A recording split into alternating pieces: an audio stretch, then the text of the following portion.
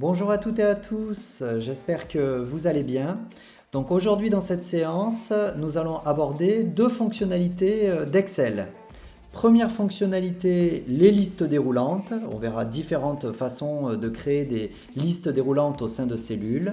Et deuxième fonctionnalité, la mise en forme conditionnelle, c'est-à-dire de pouvoir colorier une cellule de façon automatique par rapport à son contenu. Donc c'est parti, on commence tout de suite directement dans le vif du sujet avec un classeur Excel. Donc ici, je vous présente un tout petit tableau que j'ai commencé à faire avec des noms et des prénoms de clients. Et l'idée, ce serait de pouvoir un petit peu automatiser la saisie des informations au sein de cette feuille de calcul. Donc par exemple ici, on aimerait pouvoir écrire Madame, Monsieur, et qu'on nous propose ces options-là pour pouvoir faciliter la saisie de cette information. Au niveau du type de client, on aimerait aussi pouvoir dire est-ce que c'est un client de type particulier ou est-ce que c'est un professionnel. Donc on aimerait, au lieu de taper au clavier les informations, avoir des propositions de valeurs que l'on pourrait choisir pour pouvoir remplir une cellule en particulier. Donc pour pouvoir faire ces listes déroulantes, déjà en premier lieu, il faut sélectionner un groupe de cellules dans lequel on souhaite mettre en place ces listes déroulantes. Donc, par exemple, si je veux mettre une liste déroulante dans cette colonne civilité, donc on va sélectionner toutes les cellules dans lesquelles on souhaite intégrer une liste d'options, donc une liste déroulante. Par exemple ici, ce serait une liste d'options avec Madame ou bien Monsieur. Donc ces listes, il faut qu'elles apparaissent dans ces 4 cellules ici. Donc ensuite, une fois qu'on a sélectionné les cellules où vont apparaître nos listes de choix, il faut aller dans l'option, enfin dans l'onglet du ruban Données. Et donc dans cet onglet Données, on va avoir tout un tas de fonctionnalités et ici on va avoir un bouton Validation de données. Donc en cliquant sur ce bouton Validation de données, on va avoir une boîte de dialogue qui va apparaître. Et donc dans cette boîte de dialogue, on nous dit qu'est-ce que vous autorisez à mettre au sein de ces cellules que vous venez de sélectionner. Et bien, ce qu'on va mettre, ici on a un choix, on va mettre des listes. Donc il faut sélectionner cette option liste. Ensuite, Excel nous demande, tu veux faire des listes dans ces cellules que tu viens de sélectionner, quelles sont toutes les options, tous les choix que tu as envie de mettre au sein de cette liste. Donc, par exemple, si on est dans la civilité, on va peut-être mettre un choix qui sera Madame. Donc ensuite, pour mettre un second choix, il faut utiliser le point-virgule. Voilà, c'est le symbole qui va permettre de séparer les choix qu'on va pouvoir mettre au sein d'une liste déroulante. Donc un second choix pourrait être dans cette liste Monsieur. Donc on tape Monsieur. Donc ensuite, une fois qu'on a listé l'ensemble des valeurs que l'on souhaite mettre dans notre liste de choix, alors on pourrait continuer avec d'autres points-virgules et puis d'autres valeurs. Ici, j'en ai que deux choix possibles. Donc on valide avec le bouton OK. Donc là maintenant, dans nos 4 cellules, donc celle-ci, celle-ci, celle-ci, on voit apparaître ici une petite flèche. Donc c'est notre liste déroulante. Donc elle se déroule et elle nous propose plusieurs options. Peut-être écrire Madame pour le premier ou bien pour le second, écrire pourquoi pas Monsieur. Donc l'avantage en fait d'une liste déroulante, c'est que déjà ça va très vite. Vous voyez, j'ai pu faire assez rapidement la colonne civilité pour mes 4 clients. Et puis, autre chose qui est intéressant, c'est que les madames et les messieurs sont toujours écrits de la même façon, ce qui me permettra peut-être plus tard de pouvoir filtrer, trier, de pouvoir compter combien il y a d'hommes et de femmes dans mon listing de clients, avec des valeurs qui sont homogènes. Donc on va refaire l'opération ici avec type de client, pour réviser un petit peu. Donc ici, on sélectionne nos 4 cellules, on va dans l'onglet Données, ensuite Validation de données, donc avec notre petit outil de tout à l'heure, et ensuite on autorise des listes. Donc ici par exemple, je veux indiquer que j'ai un choix entre professionnel, donc pro, ou bien particulier, de type de client. Je valide et j'ai mes listes déroulantes. Donc c'est la façon la plus simple de réaliser des listes déroulantes. Donc sélectionner les cellules, aller dans validation de données, mettre les choix qui sont dans nos listes séparés par des points-virgules, et ensuite valider et utiliser la liste déroulante. Donc il y a d'autres façons de faire des listes déroulantes. Alors je vais vous en montrer une, tout simplement parce que cette première façon de faire, elle comporte quelques inconvénients. Déjà, le premier inconvénient, c'est que si j'ai beaucoup d'options, beaucoup de choix possibles, imaginez des types des clients avec 10 ou 20 possibilités de catégoriser nos clients. Eh bien, il faudrait saisir toutes ces informations-là dans notre fonctionnalité de tout à l'heure, validation de données. Et dans validation de données, ici, on a un tout petit champ texte et il faudrait mettre beaucoup de points-virgules et puis beaucoup de valeurs. Donc ces valeurs ne pourraient ne pas toutes rentrer dans ce champ textuel.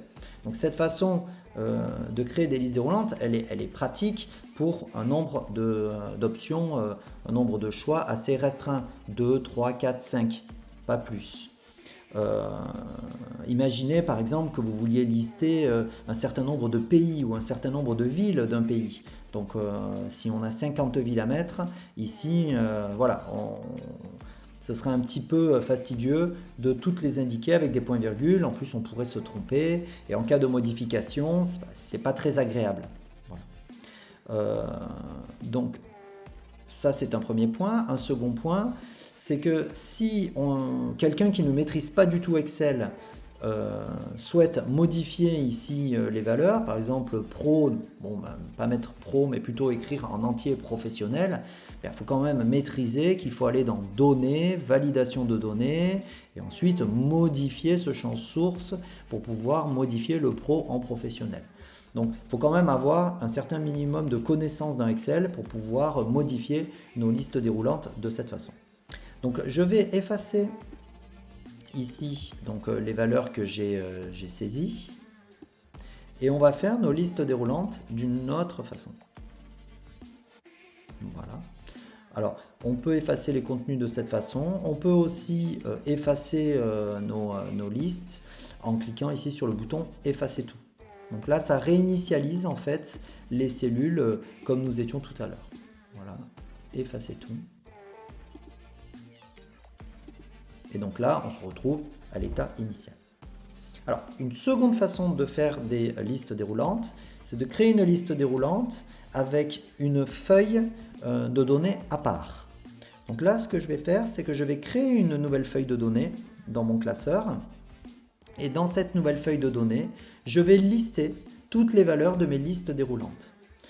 Donc cette feuille de données, moi j'aime bien systématiquement quand je crée des feuilles, renommer les feuilles avec un nom qui est plutôt parlant. Donc vous voyez ici, il y a écrit feuille 1, en faisant un clic droit, on peut renommer notre feuille. Donc là ici, je vais l'appeler valeur liste. Donc ce seront toutes les valeurs de nos listes déroulantes au sein de notre classeur. Donc je valide ce nom-là. Donc là maintenant, je vais lister tous les choix possibles que l'on pourrait avoir dans toutes les listes que je créerai dans mon classeur. Donc typiquement, j'avais une première liste civilité. Donc ici, en dessous, je vais mettre toutes les valeurs possibles, tous les choix possibles que l'utilisateur pourrait avoir lorsqu'il souhaite sélectionner une civilité précise. Donc on avait dit tout à l'heure, madame, et il y avait monsieur. Donc je saisis les choix possibles pour la civilité.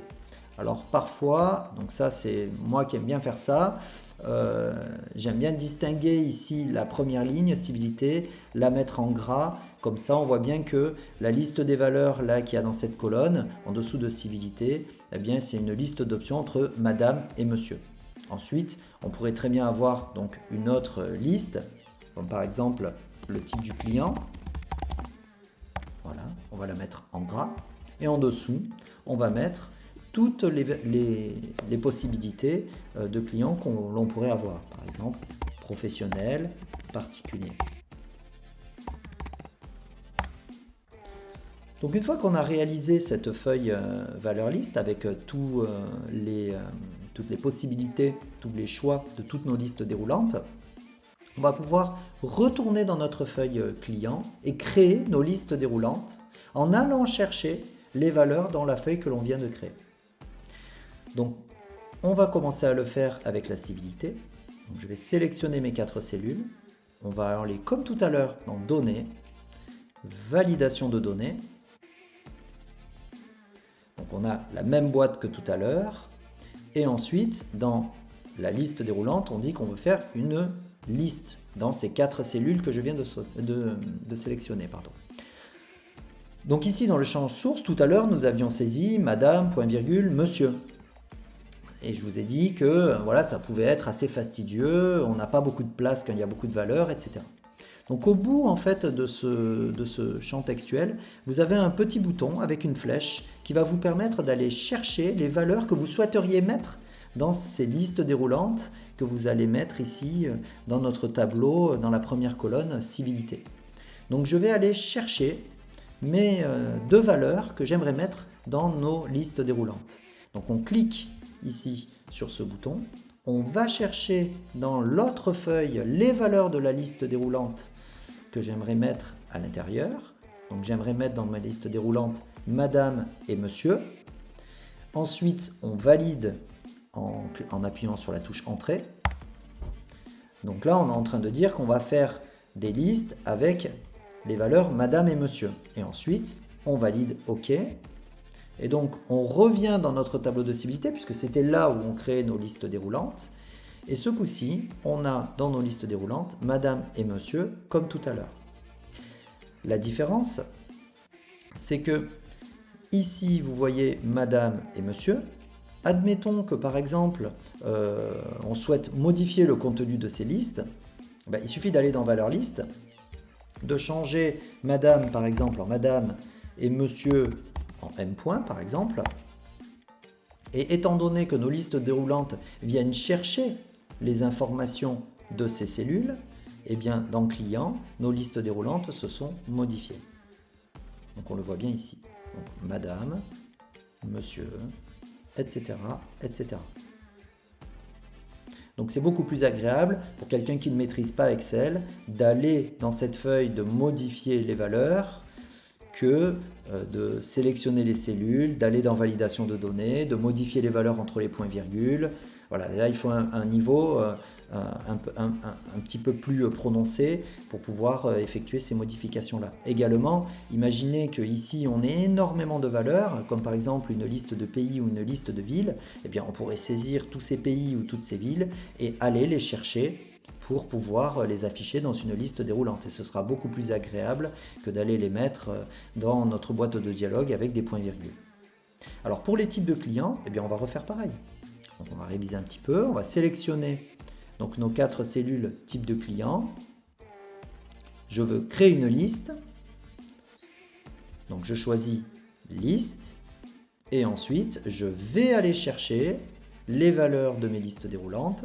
Donc en cliquant sur le bouton, les valeurs de mes listes déroulantes, elles sont dans la feuille valeur liste que j'ai créée et elles sont ici dans Pro et Particulier.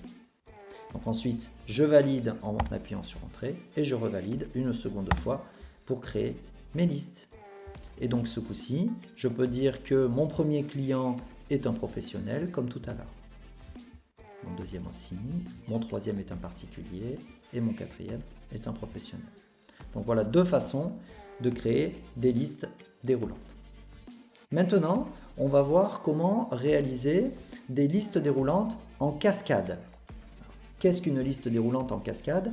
Bien, c'est une liste déroulante qui va dépendre des valeurs d'une cellule. Finalement, ici, on a comme exemple le statut du client. Ici, on pourrait avoir un choix. Par exemple, on pourrait avoir un choix en fonction de la cellule qui se trouve juste à côté. Si le client qui est ici est un client professionnel, que l'on avait choisi avec notre liste déroulante, On pourrait vouloir une seconde liste déroulante qui dépend de ce choix et d'indiquer, si c'est un professionnel, que c'est une petite, une moyenne ou une grande entreprise.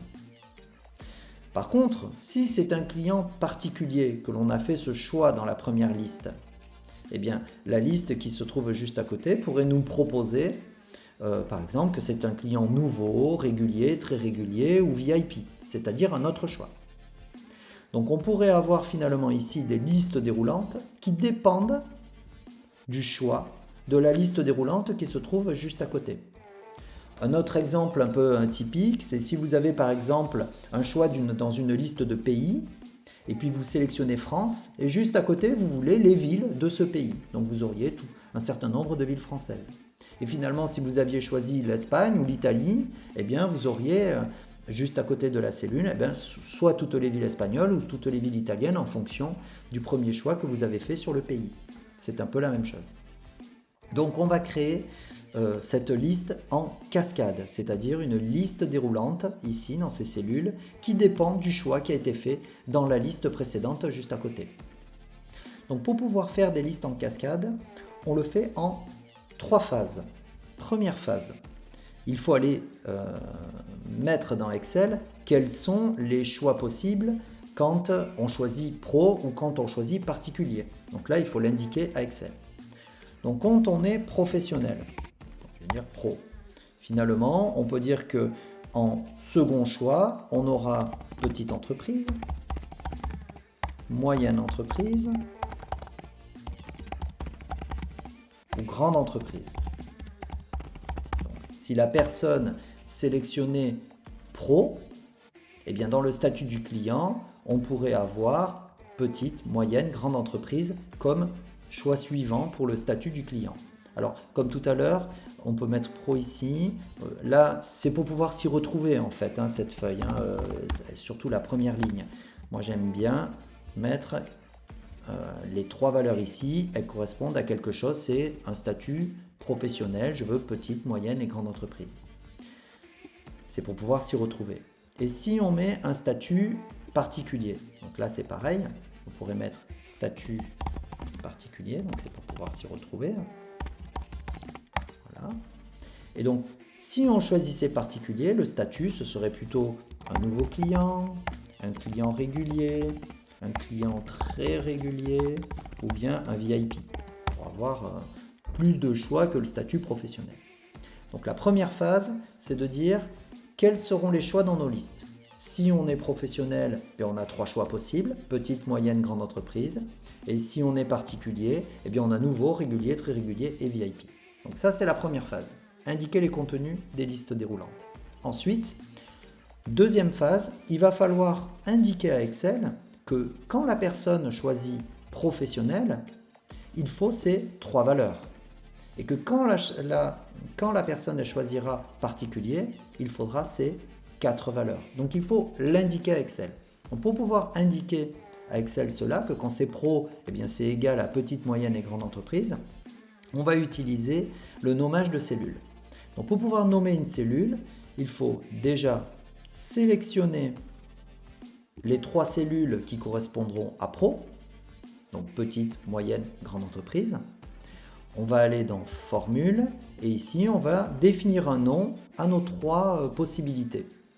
Donc en cliquant sur définir un nom, ici on est en train de dire d'accord, ces 3 cellules là, petite, moyenne et grande entreprise, comment souhaites-tu l'appeler? Moi j'ai envie de l'appeler professionnel. Comme ça, quand la personne choisira pro, on pourra faire la correspondance avec ces 3 options. Donc le nom que je vais mettre, c'est exactement le même nom de la première, du premier choix pro qui est ici. Donc là, je vais mettre pro et je valide. Constatez d'ailleurs que quand on a bien nommé notre groupe de cellules ici, le nom s'affiche également en haut à gauche d'Excel. Maintenant, ces 4 cellules ici. Celles-là, on va les appeler particuliers. Donc, comme tout à l'heure, définir un nom particulier. Et je valide. Donc constatez également qu'ici en haut à gauche, il y a écrit particulier. Donc si on sélectionne les 3 cellules ici On voit bien que ça a été nommé Pro. Et si on a sélectionné ces 4 cellules, ici, on a un nom qui est particulier. Alors, on peut aussi vérifier les noms. On peut se tromper et on peut vérifier les noms. Vous avez à côté de définir un nom, une option gestionnaire de noms ici, qui va permettre de voir finalement tous les noms que vous avez nommés dans votre classeur et les cellules associées. Donc par exemple ici, particulier, c'est égal à nouveau, régulier, très régulier, VIP. Et pro, c'est égal à petite, moyenne, grande entreprise. Alors on pourrait faire des modifications, modifier les noms, modifier les cellules en cliquant sur le bouton modifier si on s'est trompé. En tous les cas, ce qui est important, c'est que le choix qui a été fait dans la première liste, donc par exemple particulier, il faut que particulier corresponde, ce mot-là soit écrit exactement de la même façon que le choix dans la première liste. Donc si dans la première liste, on a mis particulier écrit comme ça, il faut que quand on donne le nom à nouveau, régulier, très régulier, VIP, ce soit exactement le même texte. Pareil pour petite, moyenne et grande entreprise, il faut que pro, ça soit exactement le même texte que le choix de la première liste. Donc une fois qu'on a bien vérifié tout cela, donc la dernière phase, ça va consister à créer notre liste déroulante. Donc là, on va aller dans la feuille client. Et ici, nos listes déroulantes, on veut les créer ici, dans statut du client. Puisque en fonction de ce qui sera saisi ici, donc pro ou particulier, eh bien, il y aura un choix qui sera pour les pros grande, moyenne et petite entreprise, et pour particulier, nouveau, régulier, très régulier et VIP. Donc je veux faire mes listes déroulantes ici. Donc je sélectionne mes 4 cellules dans statut du client. Pour faire les listes déroulantes, donc là il va falloir aller dans un onglet du ruban qui est l'onglet données, exactement comme tout à l'heure, et on va aller dans validation de données, exactement comme tout à l'heure. On va retrouver notre petite boîte. Donc ici, on va dire que l'on veut faire une liste. Par contre ici, on ne peut pas mettre grande entreprise, moyenne entreprise, petite entreprise, séparées par des points-virgules ou en allant les chercher dans la feuille valeur liste, puisque ce choix dépend totalement de ce que l'utilisateur aura choisi dans la première liste déroulante, celle qui est ici en D2. Donc finalement, en fonction de ce que va faire l'utilisateur en D2 pour cette ligne-là, eh bien, il y aura une adaptation de la seconde liste déroulante en fonction de ce choix. Donc, pour pouvoir faire cette adaptation, on va utiliser une fonction dans Excel qui s'appelle indirect. Et entre parenthèses, on va renseigner notre cellule D2. Alors, que veut dire ce que l'on a saisi? Qu'est-ce que ça signifie? Si en D2, il y a écrit le texte pro, ce qui est le cas là. Donc, Excel va dire dans D2, je vois pro. Donne-moi toutes les valeurs qui sont associées au nom pro. C'est ce que fait la fonction indirecte. Et grâce au nom que l'on a donné tout à l'heure, on a dit que pro c'était égal à grande, moyenne et petite entreprise. À ce moment-là, il écrira dans la liste déroulante mais grande, moyenne et petite entreprise.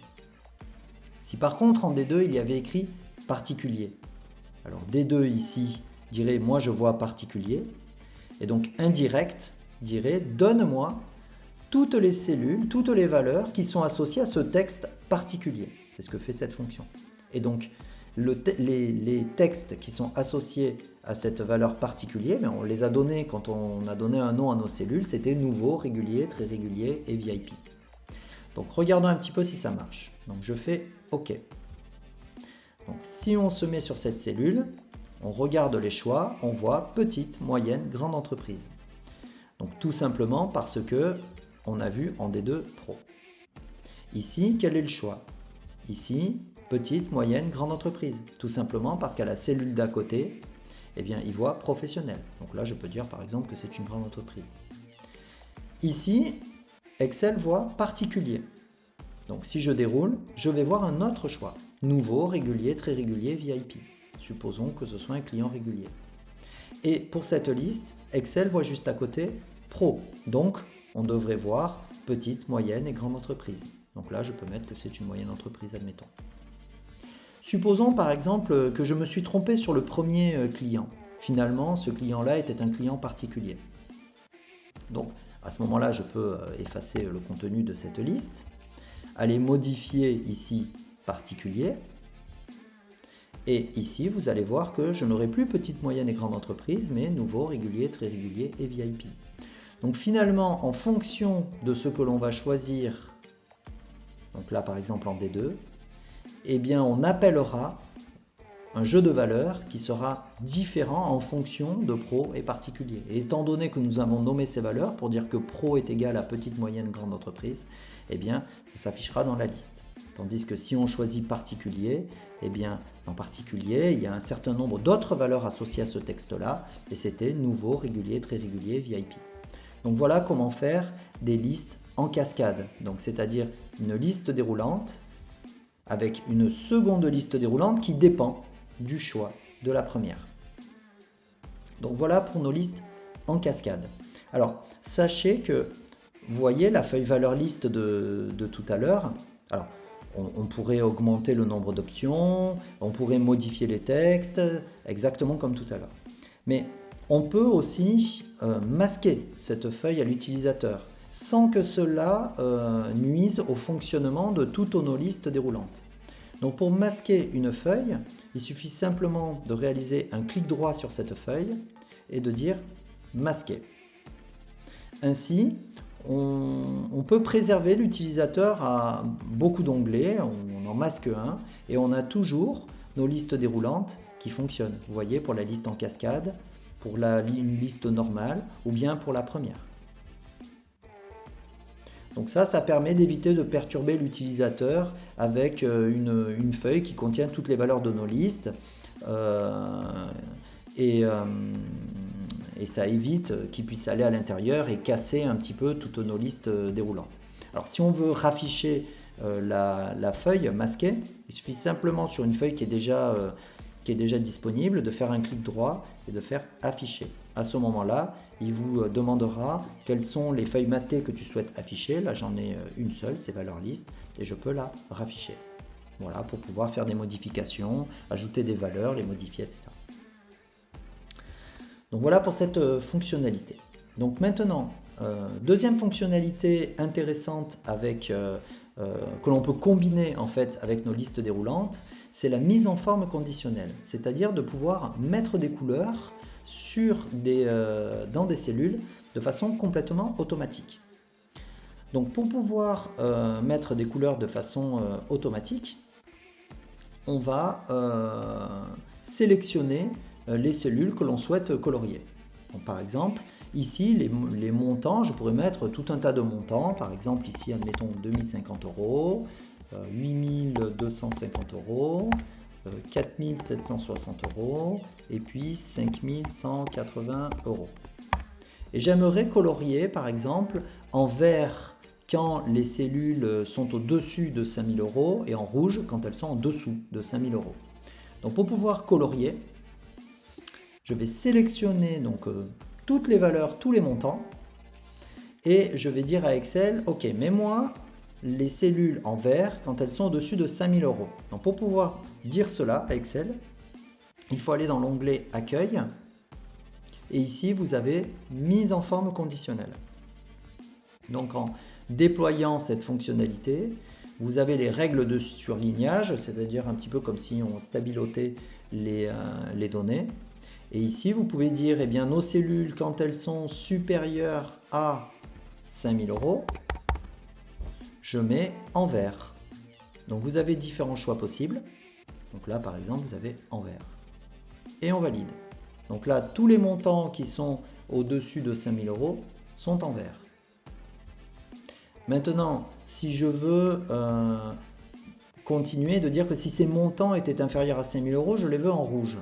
Alors on sélectionne tous les montants, parce que peut-être potentiellement, même ici où il y a écrit 8250, demain on peut s'être trompé et puis se dire finalement il y avait 3000 €. Il faudrait que ce soit en rouge. Donc on resélectionne quand même tous les montants, parce qu'ils peuvent évoluer dans le temps.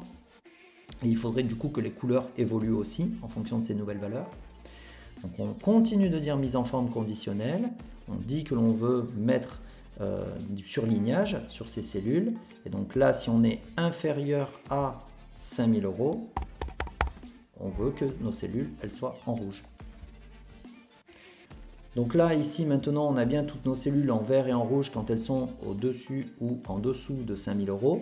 Donc là, par exemple, imaginez que je mette 3 000 € sur le dernier montant. Vous allez voir qu'il va passer en rouge. Ou bien si ce montant, on met 6 000 €, il va passer en vert. Donc les mises en forme conditionnelles, elles se cumulent en fait. Il faut vraiment tout sélectionner. Et en vert, qu'est-ce que je fais? En rouge, qu'est-ce que je fais? Dans quelles conditions je vais colorier mes cellules?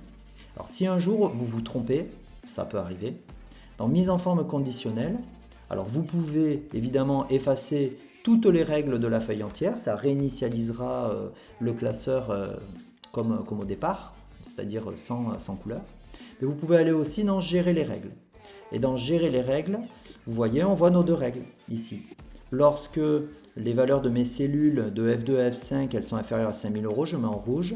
Et lorsque mes cellules de F2 à F5 elles sont supérieures à 5 000 €, je mets en vert.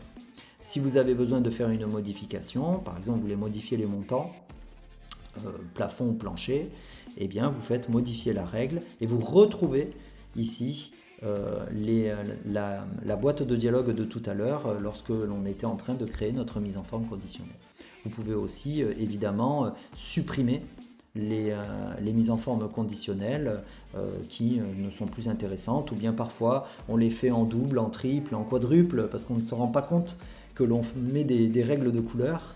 Donc ça permet vraiment cette boîte de pouvoir gérer un petit peu tout ce qu'on fait et de modifier, de supprimer les règles pour les mettre à jour, ou bien supprimer celles qui sont superflues.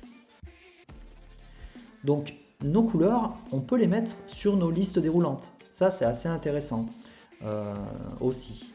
Donc par exemple ici j'avais mes listes déroulantes pro et particulier. Donc je peux sélectionner mes 4 cellules où il y avait mes listes déroulantes. Et je peux dire par exemple que je veux faire une mise en forme conditionnelle avec une couleur de fond et que quand le texte est égal à pro par exemple, donc je vais mettre égal à, donc on n'est pas obligé de mettre que des nombres. On peut dire si c'est égal au texte professionnel, pro, eh bien je veux que ce soit en jaune. Et je vais mettre OK. Donc là on voit bien que les couleurs se sont appliquées à mes 3 clients professionnels. Évidemment, si je modifie avec ma liste déroulante, eh bien je perds la couleur dans ce cas. Également, on peut mettre une couleur pour particulier. Donc on resélectionne toutes les cellules, puisque je peux m'être trompé sur des cellules où il y avait professionnel et les modifier en particulier, il faudra que la couleur se modifie. Donc je resélectionne toutes mes valeurs. Mise en forme conditionnelle, je vais créer du surlignage et quand c'est égal à particulier,